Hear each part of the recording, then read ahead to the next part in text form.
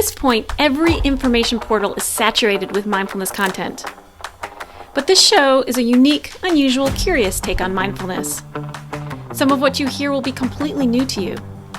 Let's dive in and take a look at the nature of the aware mind.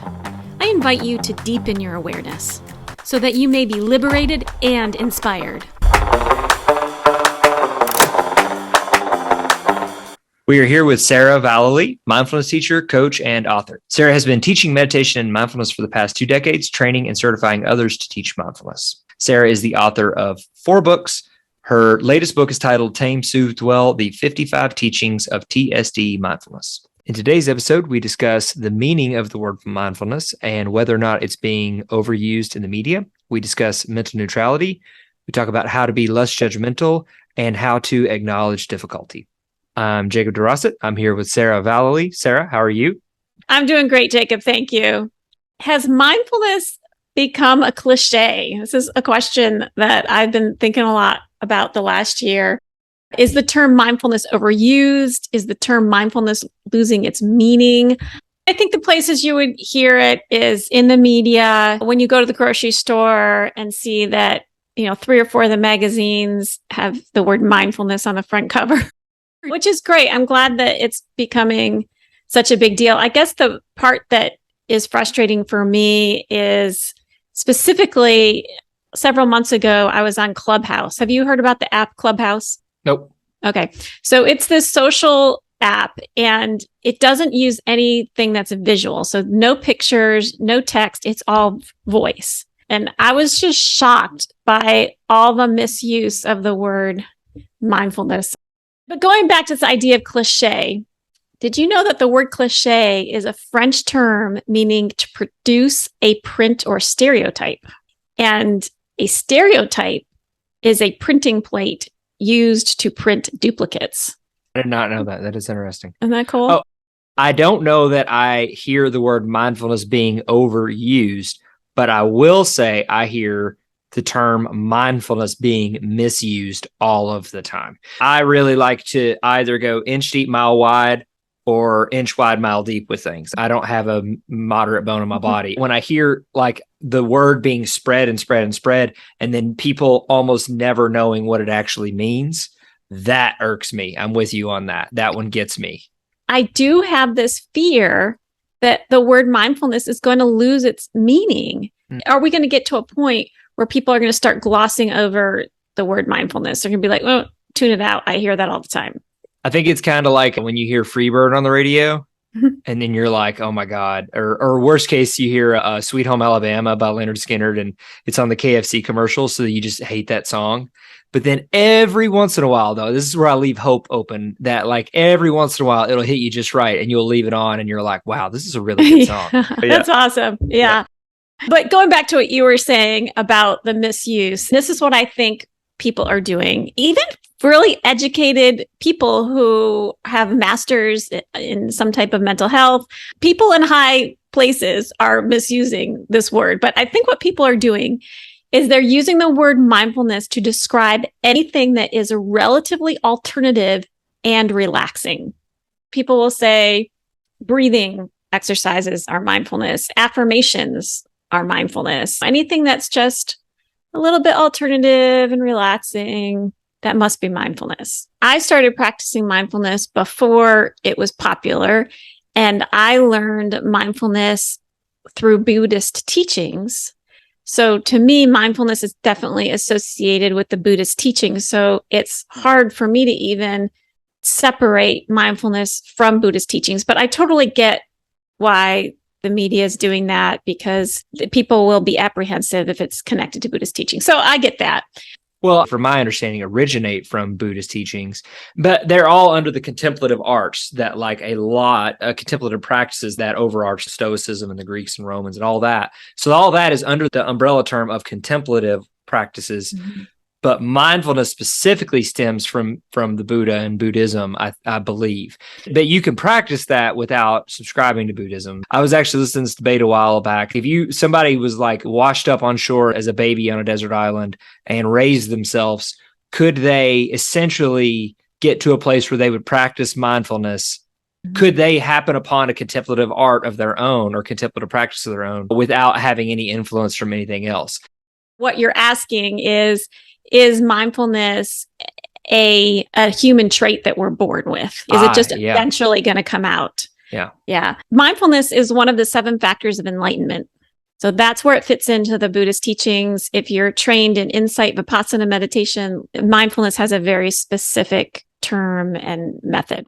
First of all, mindfulness isn't always relaxing. I mean, obviously, it does help us get to that point, but I think that it's not always relaxing because part of practicing mindfulness is you need to surrender to your own inabilities.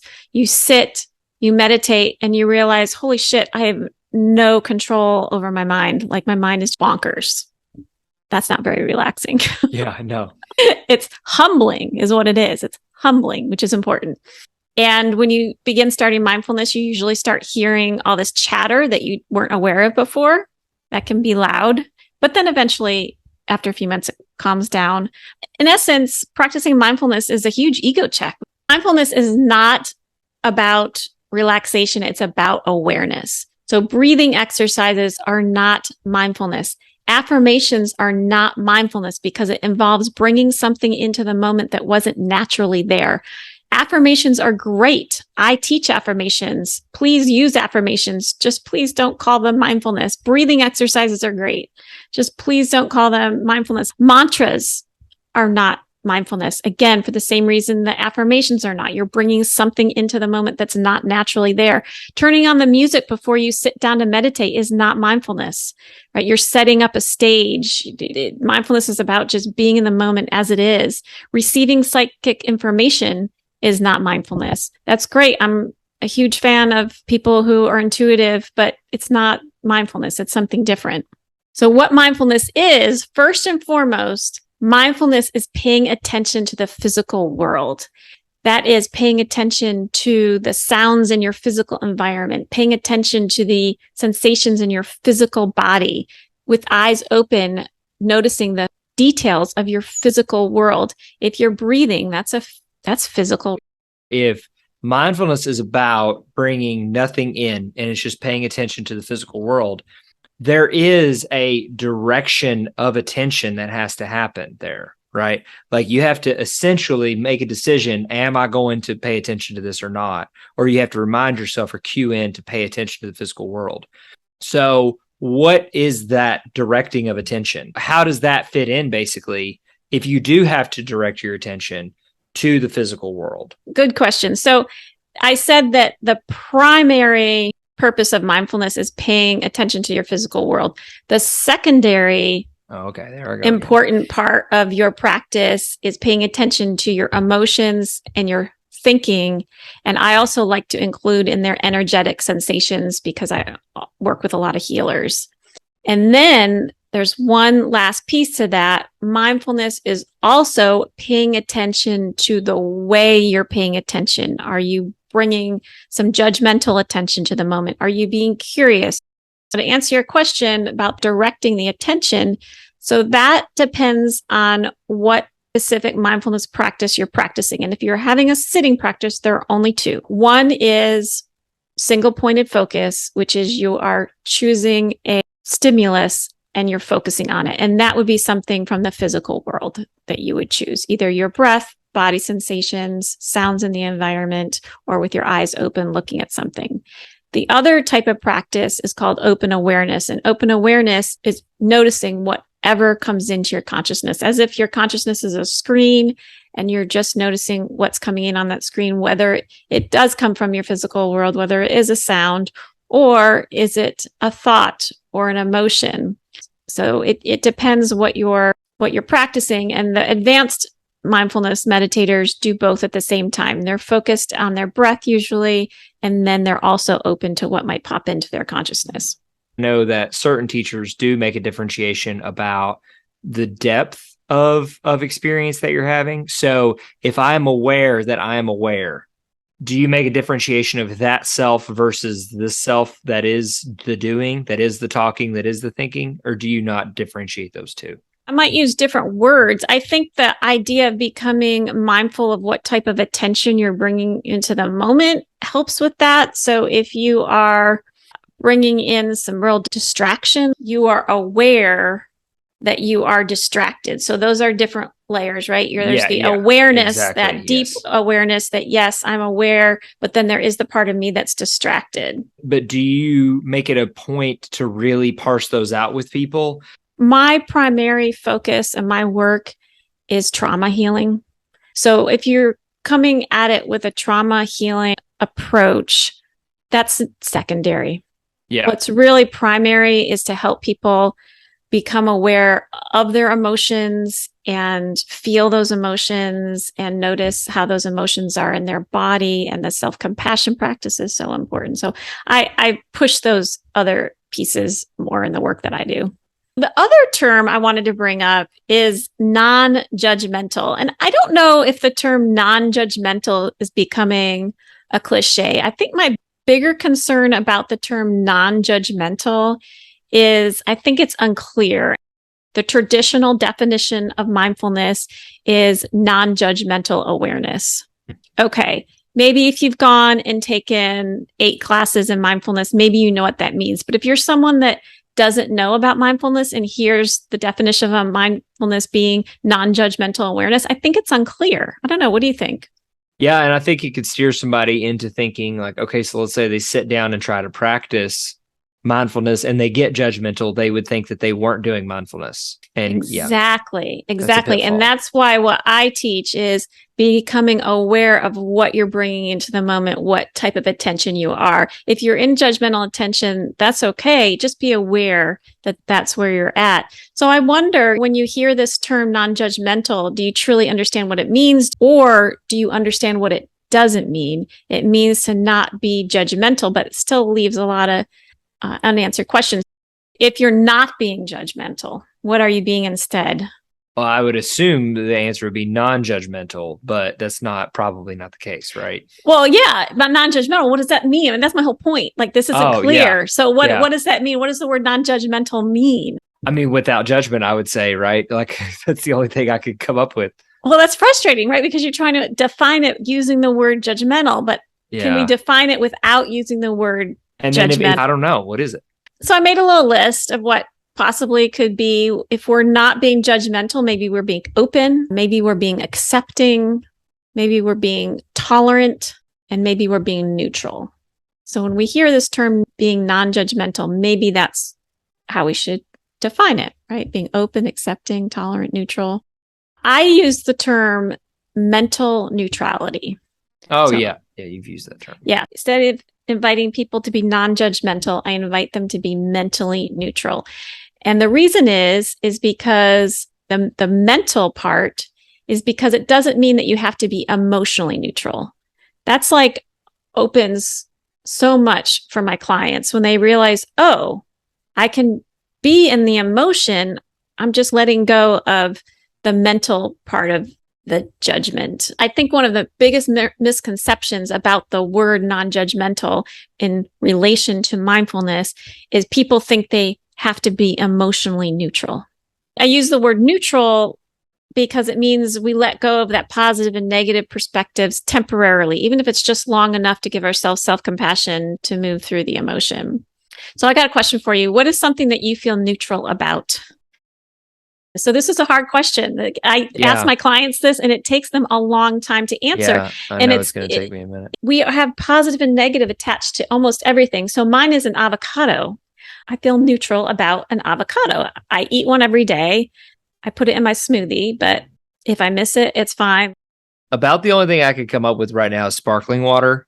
I'm pretty neutral about sparkling water. It doesn't do a lot for me. I like regular water. Sparkling water is there, but if it vanished tomorrow, I wouldn't shed a tear about it. So I feel very neutral about sparkling water. This idea of neutrality is kind of foreign in a way. Yeah, it's very strange to think about. Yeah, but we can use an object like that to help us develop our neutral muscle in our brain. I know in a loving kindness meditation, a lot of times they'll have you pick someone neutral, you feel totally neutral about, and that is very hard. to really get to someone that you have absolutely no feelings about. It's kind of tough. It makes me feel good, that like most people, I can find something I like about them. But like it's hard to find someone you're totally neutral about that person. You have no feelings about them. Yeah. Yeah. It's not how our DNA is constructed, right? For No. survival reasons, we needed to have positive and negative. This is Yeah. going to harm my survival. This is going to support my survival. Yeah. Yeah. It's either mate or enemy, mate, enemy. Yeah. That's it. Yeah. Right. Right. So being mentally neutral doesn't mean that we're not having negative thoughts. I mean, it definitely helps, but we can have negative thoughts while we're being mentally neutral, but we're not identifying with the negative thoughts. So that's what we were talking about earlier with, what part of yourself are you conscious of? Mentally neutral does not mean that we're not experiencing difficult emotions. You're just going through it with a more mentally neutral perspective. And being mentally neutral does not mean that you're ignoring or suppressing difficulty in general. We're acknowledging difficulty in a more compassionate way and with an awareness that the difficulty is temporary. A lot of times when we are being really judgmental, there's some difficulty going on that we're not acknowledging. And so here's some examples of times that we might not be acknowledging difficulty. If we think something like, I can't believe this is happening. Do you have any ideas there about why that's an example of not acknowledging difficulty? Well, you're saying, I can't believe this is happening. So it's happening and you're refusing to believe that it's happening. So in a way, you're kind of refusing to acknowledge the circumstances that led to that.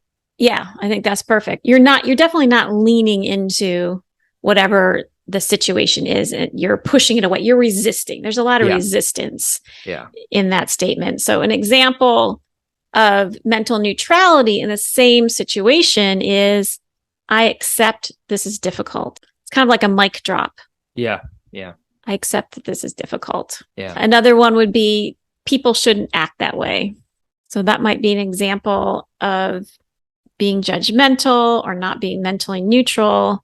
The way you're looking at the situation is you are, again, resisting it, resisting the flow of the situation and having an authority on how the situation should play out. So you could simply instead acknowledge difficulty. I'm noticing this is bringing up difficult feelings. You're shifting what you're looking at, you're shifting your approach, and instead you're shifting it toward yourself and what you're going through on a deep level. And the fact is, it's difficult. Whatever it was that happened, it's difficult, and that's okay. It's okay to admit that some things are just difficult. It doesn't make you any weaker. It doesn't make you a person that's less worthy, that's lesser than other people. It's a way to really show up for yourself. So another example here is, I need things to change. I can't keep living like this. So we're really focused on the components of the situation, the players, a lot of stuff that's outside of us, right? But if we switch it around and say, I understand feeling stuck is difficult. See that difference? It's a complete shift. There'll be times when I'm like, I'm not handling this very well right now. So is that an example of that? If Jacob Dorosset says, I'm not handling this well, does that mean on a deep level, you're putting pressure on yourself that you should have done it differently? Or does that mean, you know what, I just kind of checking in with myself and I didn't handle that well, and that's okay. I'm just going to let that go. Well, where are you at? It's definitely a step-by-step process for me. And one step of the process is to just get very frustrated that I'm not handling it well. And the second step would be to be like, okay, well, sometimes you're not going to handle stuff well. And then think what were all the reasons that led to this? You didn't get enough sleep. Usually that's it. Or you didn't eat or something. Getting frustrated about the current situation is just not helpful. Mm-hmm. So I don't know. Again, am I on the spectrum here of that? If there's any pressure involved, if there's annoyance, anger, resentment, any of that, then that is definitely a situation where acknowledging the difficulty is going to take the energy out of that. Yeah. If you're angry at yourself, frustrated with yourself, and then you just say, you know what, reset. I'm going to take a deep breath. I'm going to say, wow, this is difficult. When these situations come up, this is difficult. I tend to get hyper focused on things, and then that causes this chain reaction, setting off a spree of events of me being a little off on the next wave of things. I actually experienced this today where I was in a situation where I had made a couple of mistakes. My first reaction was like, I've been pretty busy lately, a couple little slip ups happen here and there. But then I go through the list of things that I need to do to get better in the situation. Trauma can put us in a place where we just look at things and we look at it very matter-of-factly, and this is what needs to happen, and this is what I need to do next, and boom, boom, boom. So some of us that have gone through trauma are really effective and efficient, and there's a lot of benefits to that. I'm inviting people to do here to acknowledge the difficulty and to give self-compassion will help to heal that past. You are younger than me. You're 30, and the clients that I have that are in their 30s are usually benefiting from this process, the exact process that you are outlining here. It's like, okay, identify, fix, redo, boom, boom, boom, right? Yeah. But when I have clients who continue to use the same process up into their 50s and 60s, they are in burnout. Oh. Yeah. So over time, so it's working for you right now. But as people get older, it just drags you down because you're just spent, 30 years in a row or longer identifying every little misstep, correcting it, redoing it. And it's just, it drags you down. Okay. All right. So in real time, what should I do specifically here? Let's give an example of what do I need to do? Because I want to get fixed. So help me out. Yeah. Okay. Some of the things that you've shared with me don't seem like real high intensity, difficult situations. Am I right?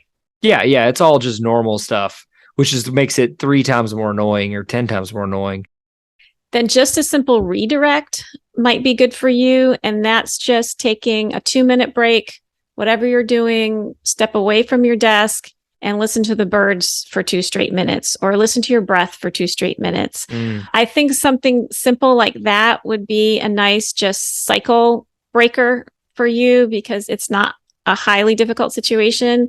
I like that redirect though. I'm going to use that. That's great. Some of my clients have a YouTube video of the ocean waves set up on their phone, ready to go. And they'll take a 2-minute break and just play ocean waves for 2 minutes and notice if the sound of the waves seems far away or is it coming back closer. And that can do wonders. Okay, cool. Done. The Aware Mind podcast is a TSD mindfulness production. Please visit our website at tsdmind.org. That is T as in tame, S as in soothe, and D as in dwell. Mind as in mindfulness.org. Check out our blog post for this episode with links to supplemental information such as worksheets you can use to put into practice the mindfulness skills shared in this episode. Also, please sign up for our newsletter and receive mindfulness tips. And don't forget to follow us on Instagram at aware_mind_podcast.